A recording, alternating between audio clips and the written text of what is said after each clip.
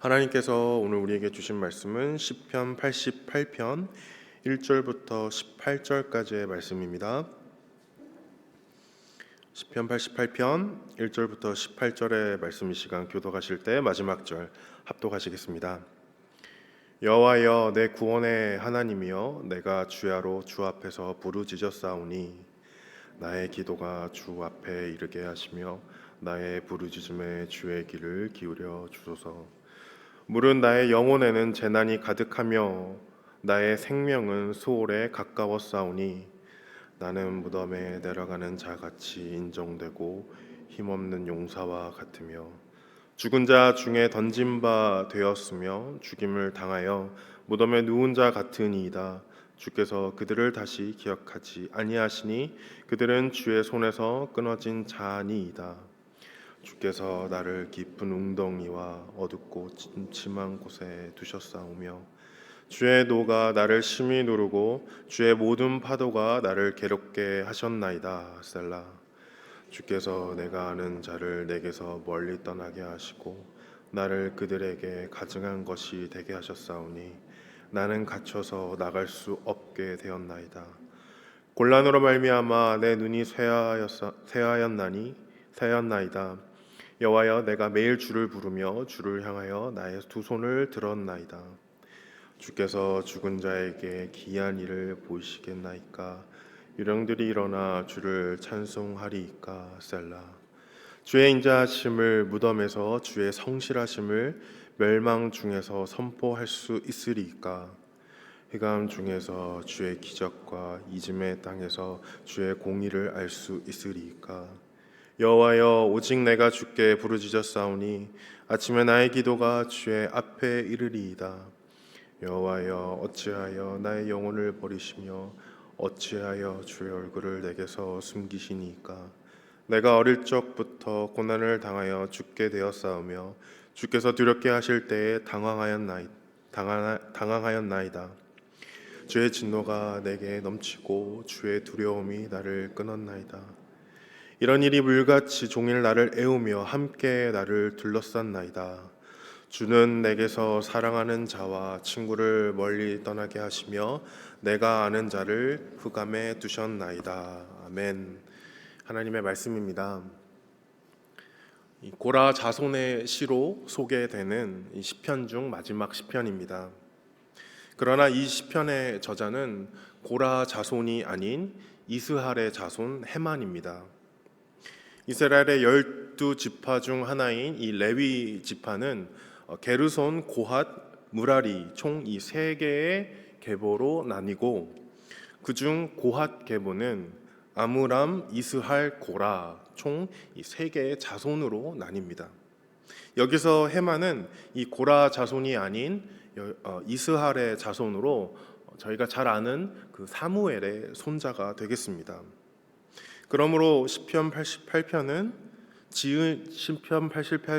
지은이는 헤만, 그리고 부르니는 고라 자손으로 이해할 수 있습니다.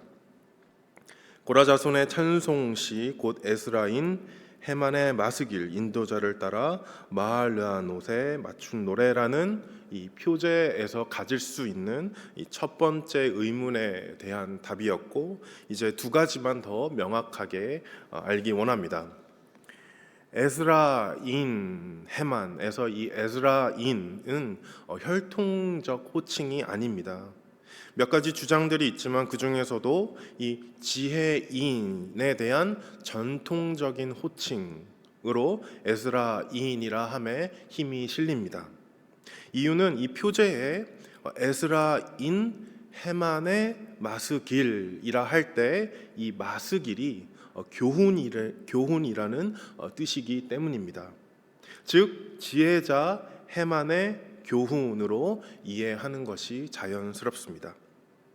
마지막 의문으로 표제 끝부분에 나와 있는 마할라 르한노트란 무엇일까요?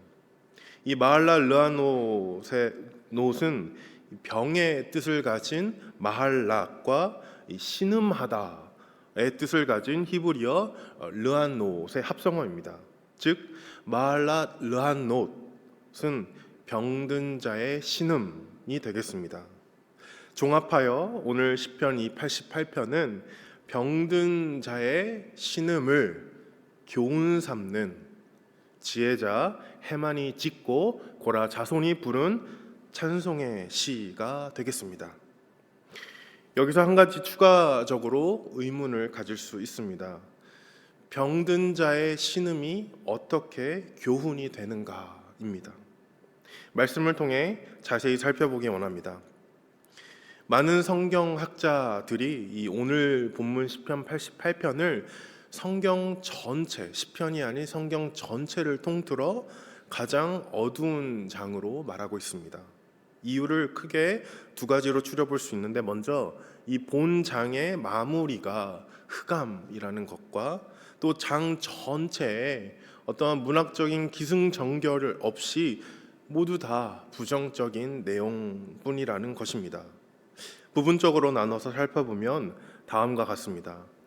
본문 서론 1절, 2절에서 저자는 하나님께 부르짖고 있습니다.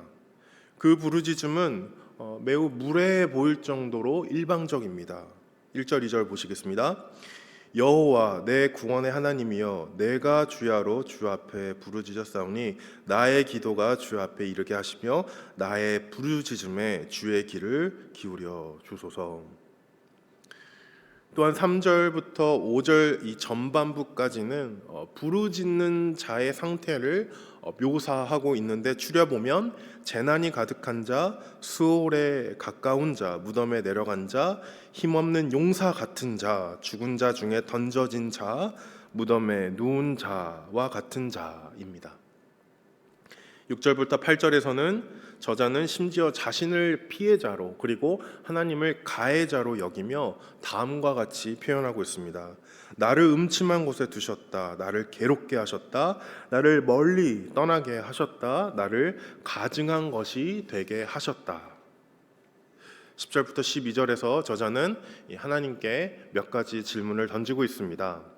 주께서 죽은 자에게 기이한 일을 보이시겠나이까? 유령들이 일어나 주를 찬송하리이까? 주의 인자하심을 무덤에서, 주의 성실하심을 멸망 중에서 선포할 수 있으리이까? 흑암 중에서 주의 기적과 이짐의 땅에서 주의 공의를 알 수 있으리이까? 이 질문들은 답을 위한 질문들이 아니라 또 다른 형태의 신음과 같습니다.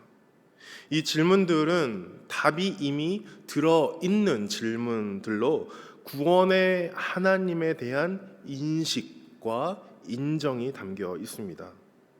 14절부터 18절에서 저자는 마할랄르하노스의 절정으로 이 병든 자의 마지막 남은 숨을 다하듯 신음하며 이 흑암으로 본장이 마무리됩니다.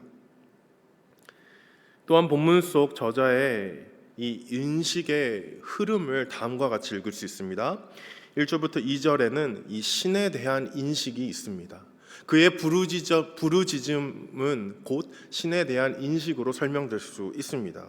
3절부터 5절까지 전반부까지에는 이 자가 인식이 있습니다. 신에 대한 인식 후 따라오는 자신에 대한 인식입니다.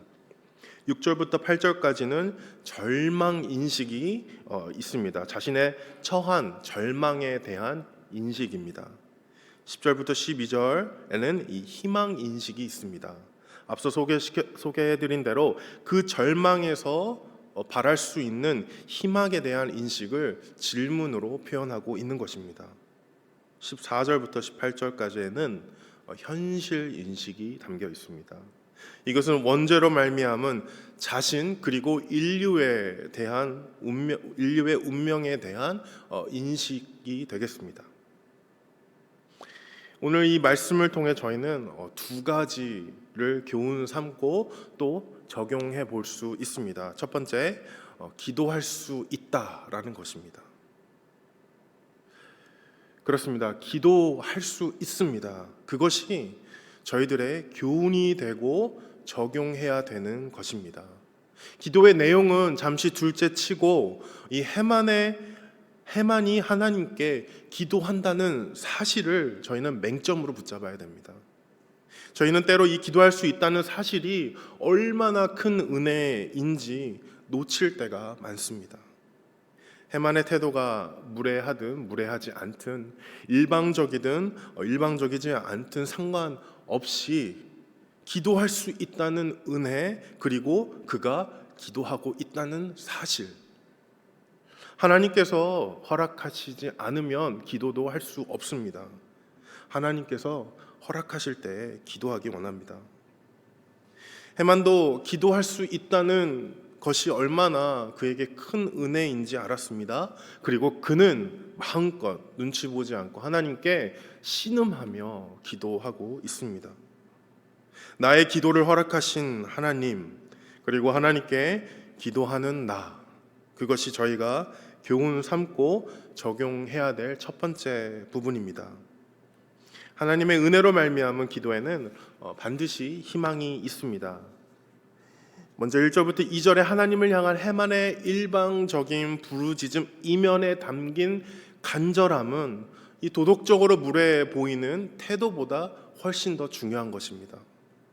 다음으로 3절부터 5절 전반부까지의 이 해만은 자신의 이 병든 상태를 완료형이 아닌 가정형으로 무엇 같으니 라고 묘사하는 것에 주목해 봐야 될 것입니다. 즉 죽음에 가까워 보이는 이 병듦의 상태는 역설적으로 아직 죽음에 이르지 않은 희망의 상태라는 것을 말하고 있습니다.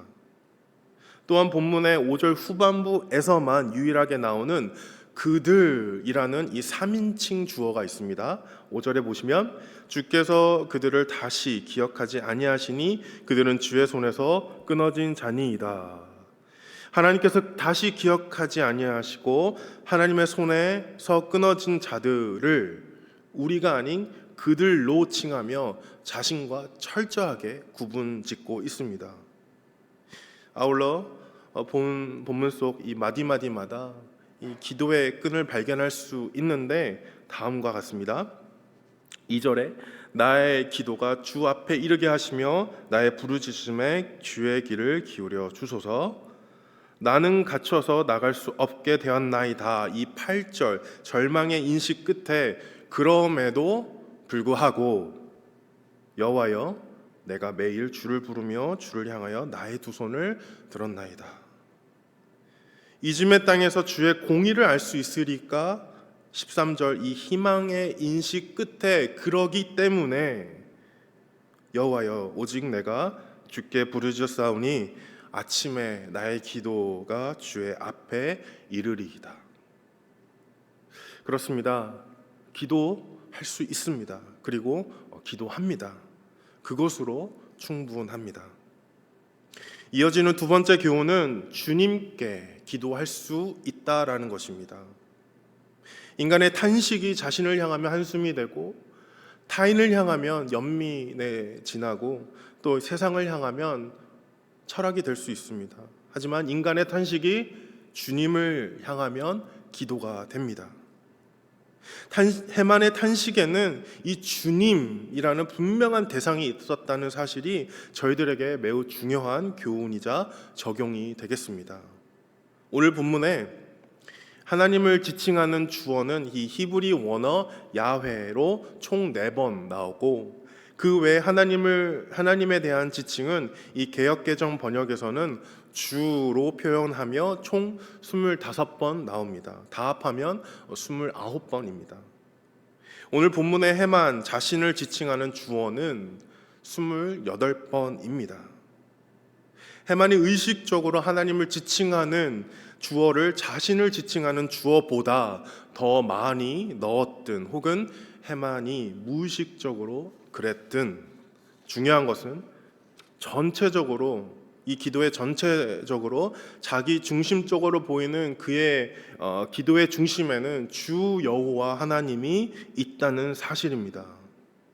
저희들의 기도에도 의식적으로든 무의식적으로든 내가 중심이 아닌 주 여호와 하나님이 중심이 되는 기도가 되어야 될 것입니다. 하나님의 주 되심을 나타내는 이 해만의 기도의 또 한 가지 증거는 본문 마지막 절에 있습니다. 18절입니다. 주는 내게서 사랑하는 자와 친구를 멀리 떠나게 하시며 내가 아는 자를 흑암에 두셨나이다. NIV 성경에 보시면 You have taken from me from my neighbor, darkness is my closest friend 이라고 나와 있습니다. 즉 내가 아는 자를 흑암에 두셨다가 정확한 번역이기보다 흑암이 나의 벗이 되게 하셨다가 보다 정확한 번역이 되겠습니다. 해만의 시편의 마무리는 흑암 혹은 흑암에 놓인 해만이 아닙니다. 흑암에 두신 하나님, 흑암이 그의 벗이 되게 하신 하나님이 마무리됩니다. 예수님의 삶의 끝에도 죽음이 아닌 죽음에 두신 아버지 하나님이 계십니다. 마가복음 27장 46절 말씀입니다. 제 9시쯤에 예수께서 크게 소리질러 이르시되 엘리 엘리 라마 사막다니 하시니 이는 곧 나의 하나님 어찌하여 나를 버리셨나이까 하는 뜻이니라.